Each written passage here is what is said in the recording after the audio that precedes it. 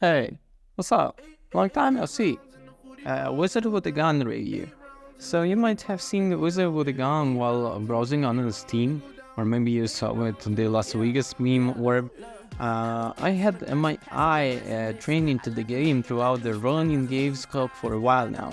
There was something about the rugged yet cozy 2 and 5D isometric art style that caught my eye, but it was the promise of the deep arcade arsenal with an interesting synergical that had me locked in. I can happily report that the devs over the Galvanic Caves have the enchanted wizard with a gun with the creativity destructive magic touch that the survivor sandbox genre was been waiting for. The plot has you thrown into the thick of the immediately, your Skype ship crashes and you stuck into the shadow, a realm that is continual loop of the destruction and resurrection. The beginning of the chaos destroyed the shattered time and time again, only to have the apocalypse rewound by Hilda, the creator of the gun mercy, and her pose of riders. The use of the time machines, the chronometric wheel that resides a mysterious tower where the ancient gods, in the future attempt to stop the end. However, the chaos since they destroyed the wheel and the riders are stuck in different parts to the tower. There is now good news. And there is good news. You now control of the tower and it will serve as your best operations. From there, you have direct access to the Chromancer wheel. The bad news is the riders have the gears that make future machine location function, and they don't trust you.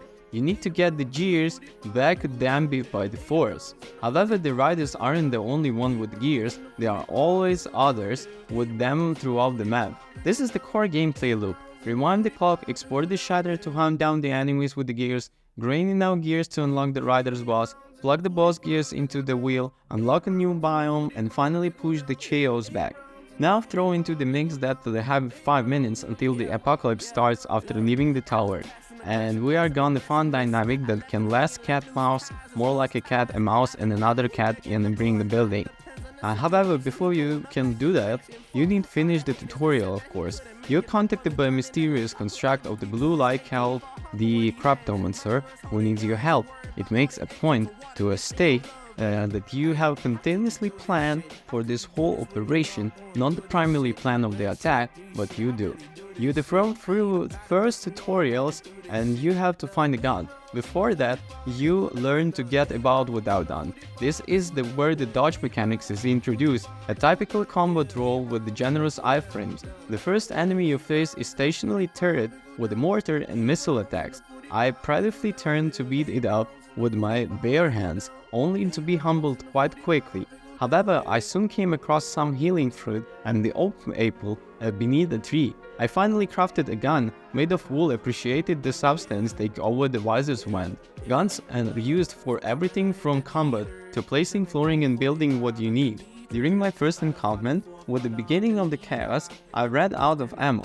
I guess I shouldn't have shot as just about every tree in the area, but when the whole world is destructible, you really want to destroy it. I had to scramble to make a new gun in the near heat of combat, and it was intense. Mind you, this is just for the tutorial.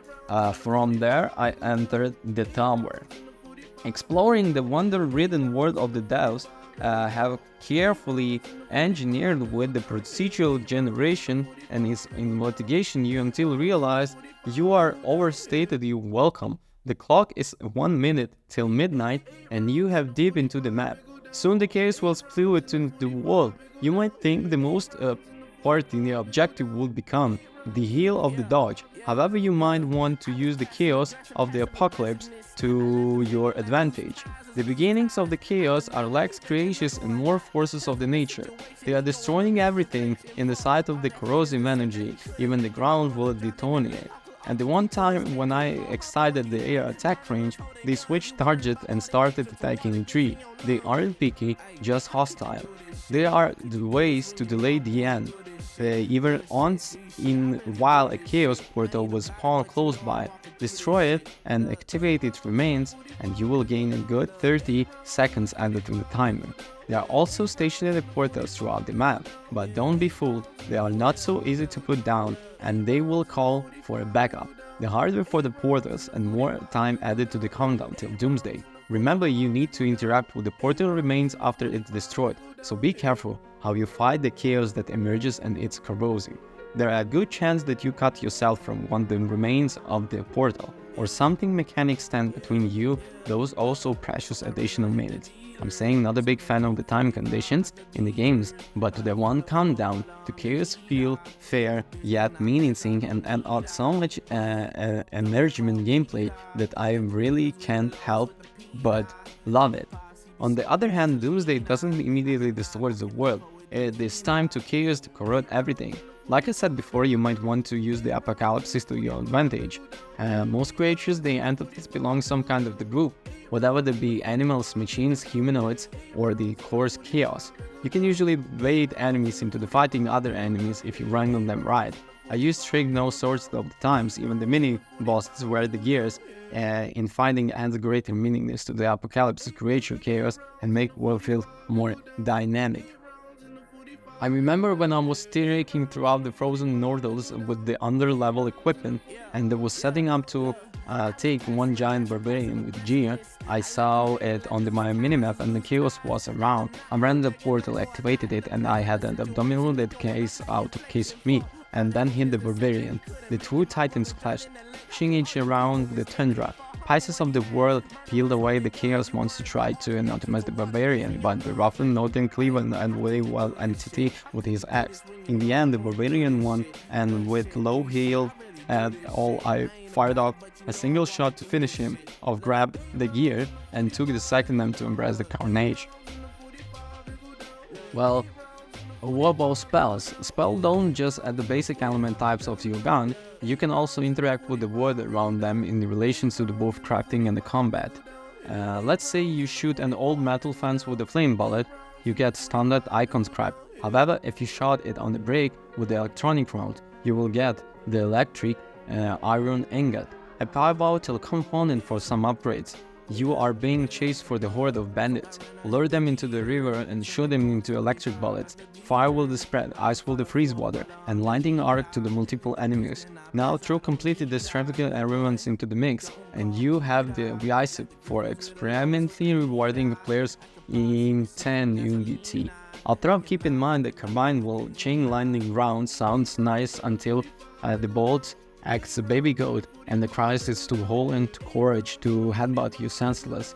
Truth Ghost will track you to the ends of the shadow if you're not fast be enough and of course warned. Well, to wrap up, I need to talk about the aesthetics. The graphics are delightfully cartoony, yet surprisingly deep, just much how personally can be impaired until one of your visits to bad character customization is one of the arts of design. Sometimes this little eye shape can change your wizard personality drastically, not to mention the abundance of the off-weight options and upgrades available for the sewing machines, hats, gloves, robes, boots, and many more options can be altered to take you way you want, and buffs like heat, regen, and fast movement speed. The silhouettes are also immaculate. Looking throughout the first edition and the outlines of the enemies, which I hadn't researched yet, was exciting. Overall, a lot of pieces of wizard with a gun fit together like gears of chromatic will magically. The devs did an immaculate job trying to do every aspect of the game together in a way that drives emerging gameplay. If you've been searching for a game where you opponents for distraction, regeneration, and everything in between and truly deep, then Wizard & Gun is for you. Thank you for watching. Don't forget to comment and subscribe. Peace.